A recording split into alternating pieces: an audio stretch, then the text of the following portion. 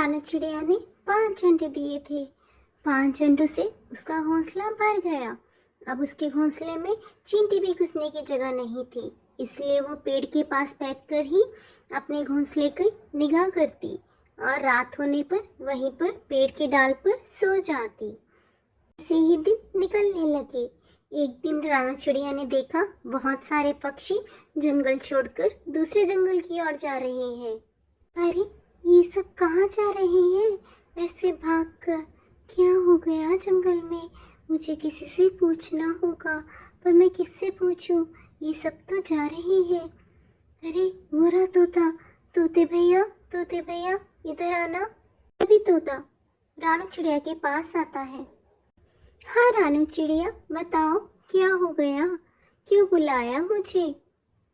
तोते भैया, कुछ हुआ है क्या जंगल में? सब पक्षी ऐसे भाग क्यों रहे हैं? हाँ रानू चिड़िया, जंगल में बहुत बड़ी मुसीबत आ गई है। एक बहुत बड़ी चील हमारे जंगल में घुस चुकी है, जो सब पक्षियों को खा रही है। मैं भी इस जंगल को छोड़कर जल्दी से जा रहा हूँ। तुम भी अपना इंतजाम कर लो और अपने अंडों का ध्यान रखना। अच्छा, मैं चलता हूँ। इतना कहकर तोता वहां से चला जाता है और रानू चिड़िया सोच में पड़ जाती है। रानू को कुछ समझ नहीं आ रहा था किस तरह से वो अपने अंडों को चील से बचाए। हे भगवान, अब मैं क्या करूं? मैं अपने अंडों को कैसे बचाऊं? किस तरह से मैं यहाँ से इन अंडों को लेकर जाऊं? तभी रानू को एक तरकीब आती है। हाँ, मैं ऐसे ही करती हूँ। जल्दी से कुछ पत्ते लेकर आती हूँ। मैं पत्तों से अपने अंडों को ढक दूंगी।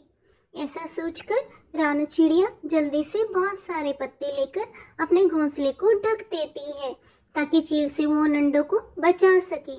तभी वहाँ पर चील आ जाता है और वो रानू चिड़िया के घोंसले के पास उड़ रहा होता है, जिसे देखकर रानू चिड़िया जल्दी से छुप जाती है और चील उसके घोंसले के पास आकर बैठ जाता है। अरे, इस जंगल के पक्षी तो बहुत ही चालाक निकले। मेरे आने से पहले ही इस जंगल को छोड़कर भाग निकले। अब मैं क्या खाऊं? किसी का अंडा भी नहीं है किसी के घोंसले में, वरना मैं अंडे से ही अपनी भूख मिटा लेता। चील ये सब कुछ सोच ही रहा होता है, तभी उसकी नजर पत्तों पे ढके घोंसले पर पड़ती है। वो उस घोंसले को ध्यान से देखता है। अरे, ये क्या है जो इतना पत्तों से ढका हुआ है? कहीं किसी ने अपने अंडे तो नहीं छुपाए? मुझे इन पत्तों को हटाकर देखना होगा। तभी चील यही सोचकर उन सब पत्तों को हटा देता है और उसमें से रानू चिड़िया के 5 अंडे बाहर आ जाते हैं।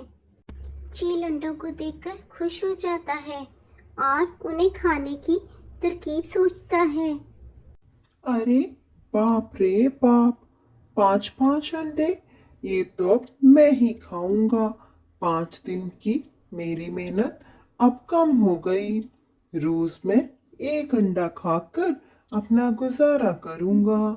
इसको देखकर तो मेरे मुंह में पानी आ रहा है। मैं इसे जल्दी खा लेता हूँ।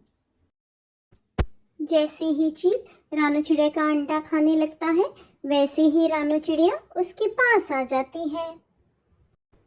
चील भाई, आप ये क्या कर रहे हैं? आपको पता? वो पिद्दी चिड़िया, दिखाई नहीं दे रहा? मैं अंडे खा रहा हूँ। चील भाई, आप ये अंडे मत खाएं। ये खाकर आपका पेट खराब हो जाएगा।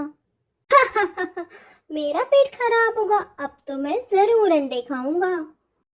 चील भाई, आप मेरी बात समझे नहीं। मैं कह रही हूँ ये जादुई अंडे हैं। अगर आप इसे खा जाओगे तो इसका जादू खत्म हो जाएगा और आपको कोई फायदा भी नहीं मिलेगा। तुम क्या कहना चाहती हो रानू चिड़िया? चील भाई, ये 1 से 2, 2 से 3, 3 से 4 हो जाते हैं। क्या तुम सच कह रही हो? ये 1 से 2, 2 से 3, 3 से 4 हो जाते हैं। अगर ऐसी बात है रानू चिड़िया, तो मैं इन्हें संभाल के रखूंगा। जब ये 500 हो जाएंगे तो मैं इन्हें मार्केट में बेच दूंगा और उनसे खूब पैसे कमाऊंगा। इस तरह रानू चील को चकमा देकर दूर वहीं पेड़ पर बैठ जाती है और अपने अंडों का ध्यान रखती है। पर चील सारा दिन वहां पर बैठा रहता है, पर अंडे 5 से 6 नहीं होते। फिर वो रानू को अपने पास बुलाता है। रानू, तुमने तो कहा था ये अंडे 5 से 6 हो जाएंगे, लेकिन अब तक एक भी अंडा नहीं पड़ा।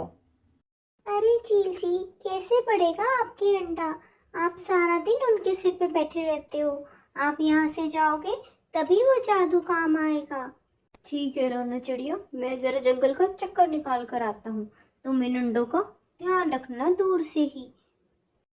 इतना कहकर चील वहां से चला जाता है और रानू अपने अंडों का ध्यान रखती है।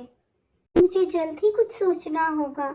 इन अंडों को लेकर दूसरे जंगल जाना होगा। पर मैं इन अंडों को कैसे उठाऊं? हे भगवान, मेरी मदद करो। इतना सोचकर रानू हिम्मत कर कर अपने अंडों को लेकर दूसरे जंगल पहुंच जाती है। चील की नजरों से अब बच जाती है। तभी वो चील वापस आता है, घोंसले को इधर उधर देखता है और उसे कोई घोंसला भी नजर नहीं आता और ना ही उसे रानू नजर आती है। बाप रे बाप, उस रानू ने मुझे उल्लू बनाया। वो उसके ही अंडे थे। मुझे जादुई अंडे कहकर सारे अंडे लेकर भाग गई वो चिड़िया। अब मैं उसे छोड़ूंगा नहीं। इतना कहकर चील पूरे जंगल का चक्कर निकालता है, पर उसे रानू चिड़िया कहीं दिखाई नहीं देती। कैसे दिखाई देती? रानू चिड़िया तो अपने दूसरे जंगल पहुंच गई थी और चील को उल्लू बनाकर उसने अपने अंडों की रक्षा। तेज बारिश में गुड़िया अपनी माँ की लाश पर रो रही थी।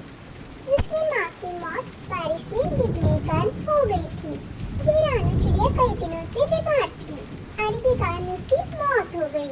मम्मा, तुम मुझे छोड़कर कहाँ चली गई? अब मैं आपके बिना कैसे रहूं? मैं कहाँ जाऊंगी? मम्मा, प्लीज वापस आ जाओ। गुड़िया फूट फूट कर रोने लगी। तभी मम्मा चिड़िया की आत्मा उसके शरीर से निकल जाती है, एक चुड़ैल बन जाती है। मैं कहीं नहीं गई मेरे बेटे। बेशक ही मैंने अपना शरीर छोड़ दिया है, पर मैं तुम्हें छोड़कर कभी नहीं जा सकती। माँ को देखकर गुड़िया उसके गले लग जाती है और रानू चिड़िया अपनी बेटी को लेकर एक पाइप में आ जाती है। रानू अपनी बेटी को बारिश से बचाती है। आज से हम इस पाइप में रहेंगे और याद रखना, मैं तब तक तुम्हारे साथ रहूंगी जब तक तुम मेरा चुड़ैल होने का राज ही रखोगी। मम्मा, मैं वादा करती हूँ, मैं आपके चुड़ैल होने का राज ही रखूंगी, क्योंकि मैं आपसे जुदा नहीं हो सकती। आप मेरे पास ही रहना। अब से यही मेरा घर होगा। ये सुनकर रानू अपनी गुड़िया को गले लगा लेती है। तो माँ बेटी पाइप के अंदर सो जाते हैं। सुबह हो जाती है। गुड़िया अपनी मम्मा को ना देखकर परेशान हो जाती है। माँ, आप कहाँ चली गई? आपने तो बोला था आप मुझे छोड़कर कभी नहीं जाएंगी, फिर मुझे छोड़कर क्यों गई? गुड़िया को तेज भूख लगी थी। वो पाइप से बाहर जाती है और एक दुकान वाले कौवे से खाना मांगती।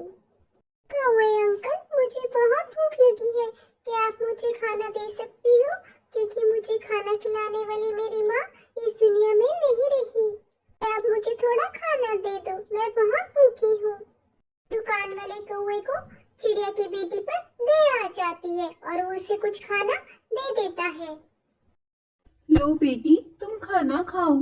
ऐसे भूखे रहने का हक किसी को नहीं, तुम पेट भर कर खाओ। खाना खाकर गुड़िया वापस पाइप में लौट आती है। जैसे ही रात हो गई, गुड़िया की माँ वापस आ गई। अपनी माँ को वापस देखकर गुड़िया भावुक हो जाती है। मम्मा, आप शायद माँ होने का फर्ज भूल गई हो। आपको नहीं पता आपकी अनाथ बेटी कैसे रह रही है, कैसे अपना पेट भर रही है, कहाँ कहाँ मैं भटक रही हूँ, और तुम तो चली ही गई सुबह सुबह। पता नहीं अब कहाँ से आ गई हो। गुड़िया नाराज हो जाती है। गुड़िया, ऐसे मत बोलो, मुझे माफ कर दो मेरी बेटी। मेरी शक्तियाँ दिन में चली जाती हैं, मैं सिर्फ रात को ही तेरे पास आ सकती हूँ। ये मेरी शक्तियाँ काम नहीं करती। बताओ अब मैं क्या करूँ? आपको छोड़ के जाने का मेरा भी मन नहीं करता, पर मुझे जाना पड़ेगा। अपनी मम्मा की बात सुनकर गुड़िया उदास हो जाती है और बचे कुचे खाने को खाकर सो जाती है। ऐसे ही दिन बीतने लगी। गुड़िया मांग मांग कर अपना गुजारा करती, अपना पेट भरती और अपनी मम्मा के साथ रहती। एक दिन गुड़िया जब नींद से जागी तो चौंक जाती है, उसकी मम्मा उसके सामने ही थी। मम्मा, आज तो आप गायब नहीं हुई, अब से आप हमेशा मेरे पास रहोगी। हाँ बेटी, अब मैं शक्तिशाली चुड़ैल बन गई हूँ, अब से मैं तुम्हारे साथ ही रहूंगी, कहीं नहीं जाऊंगी तुम्हें छोड़कर। मैं हमेशा अपनी माँ के साथ रहती, कभी कबूतर से तो कभी कौओं के घर से खाना मांग कर लाती और अपना पेट भरती। वो अपनी मम्मा चिड़िया के साथ बहुत खुश थी। इसी दिन बीतने लगे। कबूतर अंकल, मुझे जल्दी घर जाना है, मुझे खाना दे दो। चिड़िया खाना लेकर चली जाती है। बच्ची अनाथ है, पता नहीं कहाँ रहती होगी, कहाँ खाना खाती होगी। मुझे देखना होगा, अभी मैं इसके पीछे जाता हूँ। ऐसा सोचकर कबूतर चिड़िया की बेटी का पीछा करने लगता है और उनके घर पहुंच जाता है। पाइप में बैठी अपनी चुड़ैल मम्मा के साथ बातें कर रही थी। अरे, इस पर तो चुड़ैल का साया है, मुझे पक्षियों को बताना होगा। ये चुड़ैल इस गुड़िया को नुकसान न पहुंचा दे। कबूतर बहुत डर जाता है। वो भागा भागा अपने दोस्त कालू के पास जाता है। कालू मेरे दोस्त, मैंने आज चुड़ैल को देखा। तुम्हें याद है, एक चिड़िया की बच्ची रोज हमसे खाना लेकर जाती है, उस पर चुड़ैल का साया है। हमें कुछ करना होगा। हमें उसकी मदद करनी होगी। हाँ हाँ कबूतर दोस्त, तुमने सही कहा, हमें मदद करनी ही होगी। चलो हम किसी तांत्रिक के पास चले। मैं एक तांत्रिक को जानता हूँ, तुम मेरे जल्दी से साथ चलो। ये सोचकर कबूतर और कौवे एक तांत्रिक के पास पहुँच जाते हैं। तांत्रिक को सारी बात बताते हैं। अगर तुम्हारी बात सच है तो हमें जल्द चलना होगा, उस बच्ची की जान खतरे में है। यही सोचकर वो तीनों उस पाइप घर में पहुंच जाते हैं। पाइप घर के पास आकर तांत्रिक मंत्र पढ़ने लग जाता है और रानो चिड़िया बाहर आ जाती है। चले जाओ, यहाँ से चले जाओ, तुम हमें अलग क्यों करना चाहते हो? ये मेरी बेटी है, तुम चले जाओ। नहीं, मैं तुम्हें यहाँ से साथ लेकर जाऊंगा, इस बच्चे की जान खतरे में है, मैं तुम्हें छोड़ नहीं सकता। ये मेरी बेटी है, मैं इसकी जान खतरे में क्यों डालूंगी? मैं तो खुद हालातों की मारी हूँ। तांत्रिक बाबा, कुछ दिन पहले जो इतनी बारिश हुई उसमें मैं अपनी बेटी को बचाने की कोशिश कर रही थी, लेकिन उसी बारिश में मेरी मौत हो गई और तब से मैं चुड़ैल बन गई। इसमें मेरा क्या कसूर है? मैं अपनी बेटी से अलग नहीं हो सकती, इसकी परवरिश कौन करेगा? नहीं चुड़ैल बहन, आप एक चुड़ैल हो, आपका इसके साथ रहना सही नहीं है। आपकी बेटी को मैं गोद लेता हूँ, मैं इसकी अच्छी परवरिश कर दूंगा, मैं आपको वादा करता हूँ। हाँ कबूतर भाई, अगर आप वादा करते हो आप मेरी बेटी की परवरिश करोगे तो मैं यहाँ से हमेशा हमेशा के लिए चली जाऊंगी। चुड़ैल बहन, आप फिक्र मत करें, मेरी कोई संतान नहीं है, इसे ही मैं अपनी बेटी मानूंगा और इसकी अच्छे से परवरिश करूंगा।